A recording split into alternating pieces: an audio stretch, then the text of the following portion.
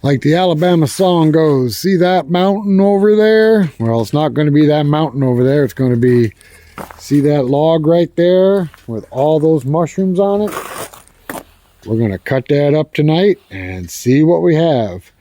That is a yellow birch. Hello, everybody, and welcome back to our channel, Two Brothers Outdoors, the Homestead Edition. A little chilly tonight, dressed for the weather. We're going to saw up a nasty, ugly yellow birch log that is covered with mushrooms. Kind of anxious to get into it and see what we got. Okay, this is the log. It's got mushrooms all over it. It's about 2.5 years old. It's been down. We are going to take this log and affectionately, what we call, leapfrog it over these other logs to the mill. Going to roll it up these boards and over the other logs. Maybe. Hopefully. Well, we got it over the other logs and in place. Going to roll it up on the mill now. Got a little hairy there. Probably would have been easier if I had a little help, but Miss Allie's having a back problem and Tim's in there helping her get situated, and he'll be out in a few minutes. All right, let's get things turned on here and get ready to fire this thing. I found the lights. Get the log on the mill. We'll be ready to go.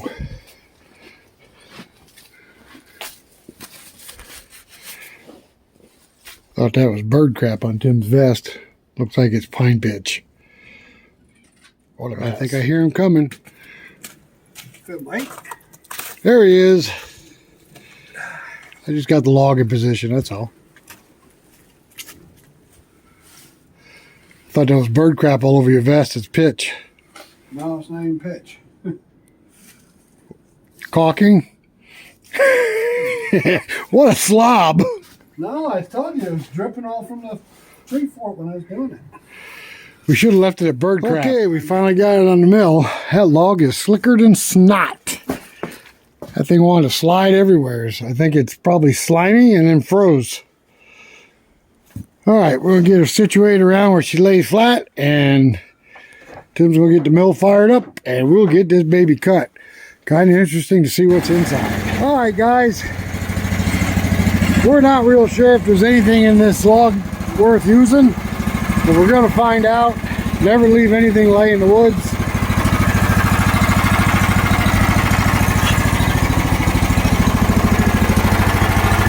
All right.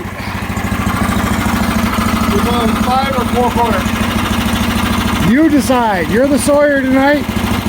You've been doing this for 3 years. Figure it out. Let's do it. I'm going to be the cameraman. I'll show you how to be a cameraman. Yeah, okay. As you want to screw it up the other day. All right. Get ready to go.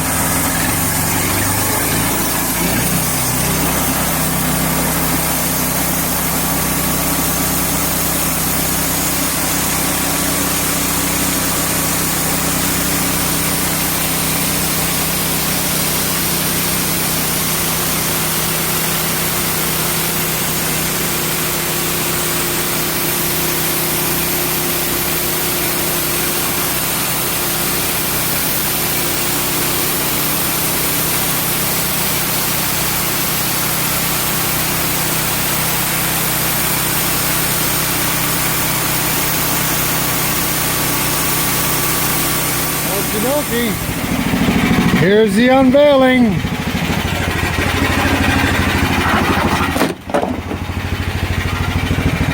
Got figure in it. Got some figuring in it. Might even be spalted. Let me get it straight real quick. There's no punkiness in it at all. Let me go throw this other piece on the scrap pile.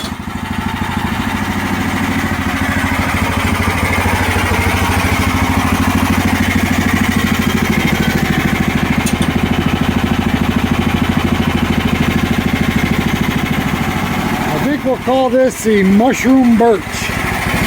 Anybody know what kind of mushrooms these are? Are they what they call oyster mushrooms? I don't know. Only mushroom I'm sure of.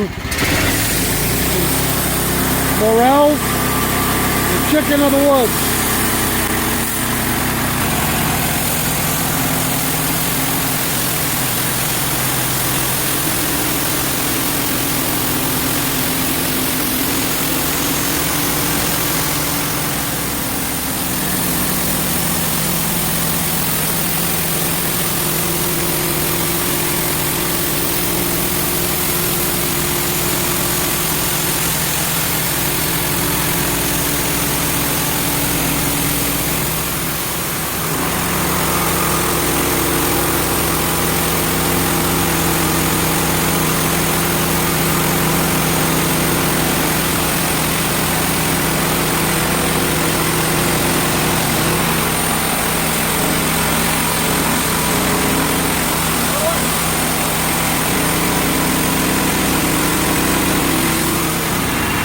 guys, we've learned over years that there is nothing that people won't buy.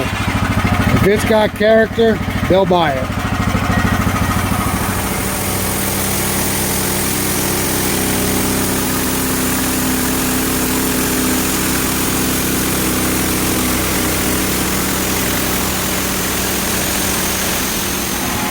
Now you notice on the Hudson mills with the cable, you go down below your point and then you bring it back up to the mark where you're going to cut.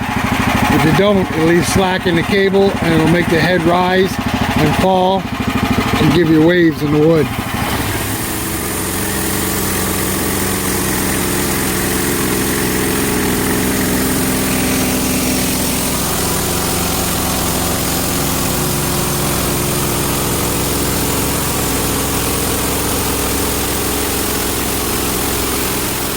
Notice he's got a blue engine on this mill. This mill originally came with a tan engine on it, 13 horsepower.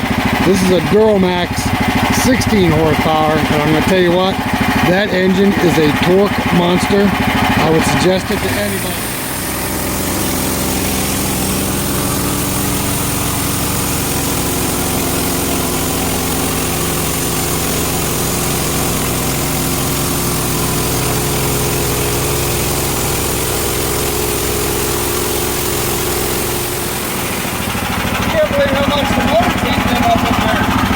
That single cylinder engine with the electric start is not very expensive at all, and that does come with a single cylinder 18 horse as well. On our last cut.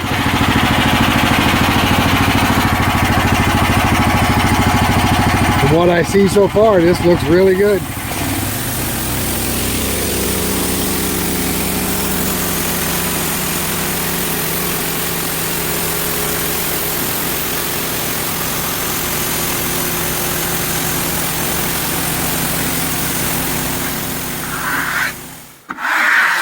I believe that's spalted, Tim. Looks like it.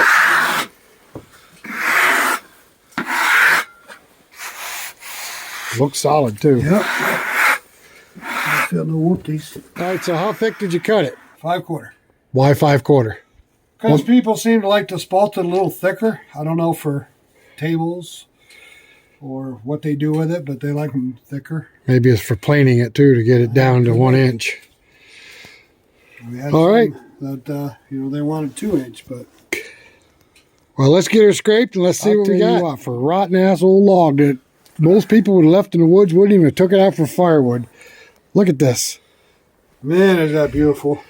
Sure is. You know what I'm going to start doing? I'm What? going to start raising spalted logs. Wow. Got to kill the tree first. Look at this, Rick. I know. Look at around the knot. It is really, really Look at that pretty detail. stuff. Somebody's going to like this, I'll tell you that. And it's solid, except for the first 1/4 inch on the outside. Right, These so are what I'm gonna solid. do is I'm going to video each time we flip a piece, just so you can see what it looks like. Now, we did find a couple of punky spots, not very big. This little spot right here is a little soft, and People can harden that up with. yeah, a little tiny bit down at the other end there, but it's not bad. So explain what spalting is, Rick. All right, so spalting is when a tree dies, it starts to get a fungus in it to deteriorate the tree. What fungus actually does is it attaches to the tree, it injects an enzyme into the wood, and as the wood breaks down, the fungus eats it. Spalting is a type of fungus that gets into the tree, and if you don't catch it in time, then what you end up with is a rotten tree. So it's kind of a real tricky thing to find spalting where the wood isn't soft. And this wood is hard for the most part. So we caught this one just in time. So what makes it do like the lines, like like the pencil? I'm sure that's just the fungus following moisture patterns in the wood. That's so cool. It is the next piece. Patterns. It's awesome. Really awesome.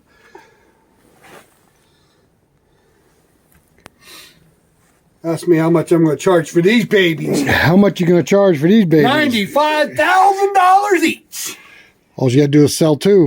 We're all set. Start doing that. You sell these. Look at that. That is cool. Man, I think I'm going to keep this. You're not keeping it. I think I'm keeping it. Not for sale. We'd sell anything. If somebody offered me the right price, you'd be gone. Well, the right price. Not for sale. Flames. That looks like a fire. It does have a flame pattern to it. All right, this is the last piece.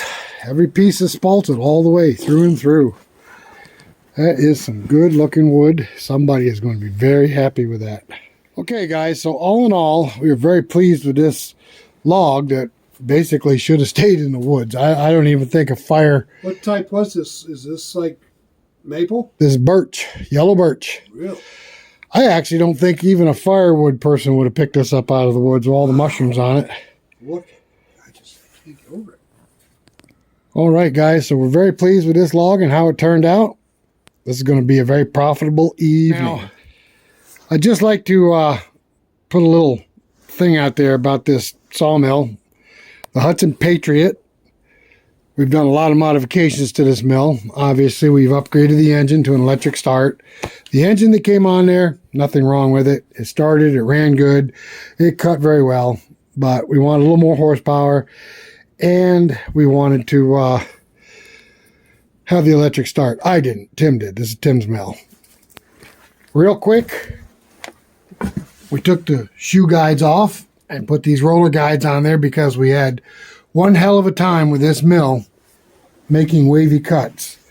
It just was conducive to wavy cuts. It just couldn't help itself. The mill, and I noticed other people complaining about these Hudson Freedom Lines and the HFEs, the Homesteaders. The mill rocks like this when it's cutting because it just wasn't sturdy enough built.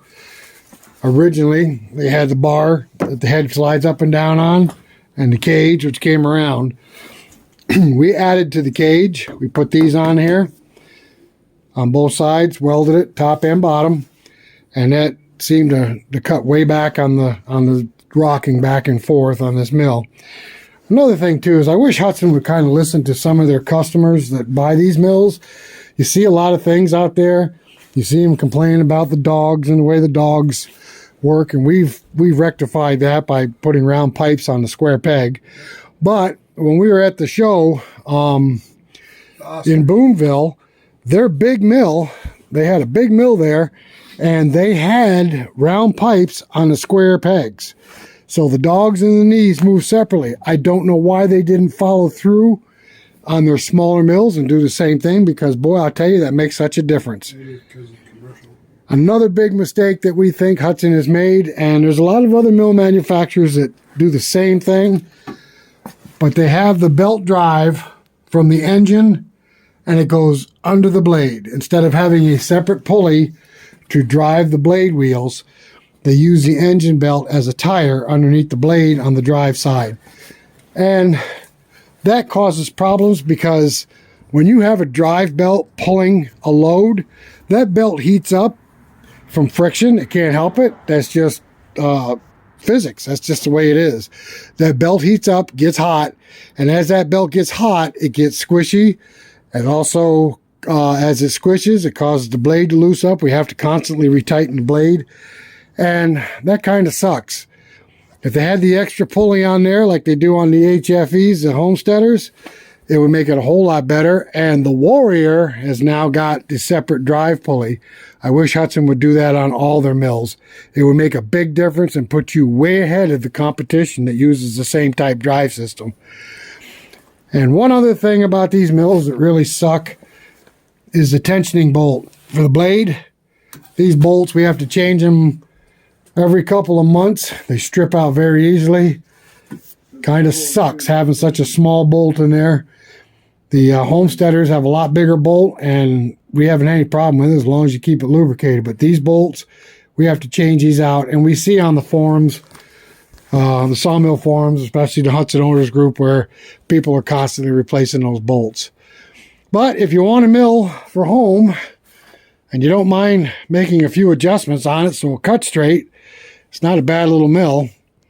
Now it's not a bad little mill. 20,000 board feet, I guess not. Took a while to do it, but we did it. And you know what amazes me too is like on the lower end, even lower than these, the Hunter and the Sawyer, they have the head turned around to where the bars are in the front and not behind. Yeah, I don't know what difference that makes. I don't know if it either, makes any but difference at all. They have them turned around, and the head's turned around. I don't know why. Well, there's a lot of stuff out there about these mills, the Sawyers and the Freedom Line and the Homesteaders. Now the Oscar mills are built like a tank. They're solid. They got the actual 4-post design with the 2 posts for the head to travel up and down on. Those mills are solid as a rock. They should have stuck with the Oscar line and just tried to figure out a way to make it a little cheaper, I guess. I don't know. But I sure wish Hudson was listening to some of their customers on YouTube. A lot of people complaining about the same things. All right, guys, we're going to make it a wrap for the night. We appreciate you watching our channel. Sure. Our channel's growing. We're still having a problem with those watch hours. If you can hit the playlist and just play it. If we can get 100 people to play our playlist all the way through, we'll hit the watch hours without a problem. Well, it's not from not having any videos on there to watch. That's for sure. All right, guys, thanks for watching. Tomorrow's another day. Tomorrow's Saturday. We'll be cutting up some more logs and maybe taking a coyote hunt tomorrow. What do you think? Yeah, let's do that. All right, guys, this is going to be a wrap. Hit that subscribe button, hit that bell for future notifications, and hit the like. Until the next time, we'll see you later.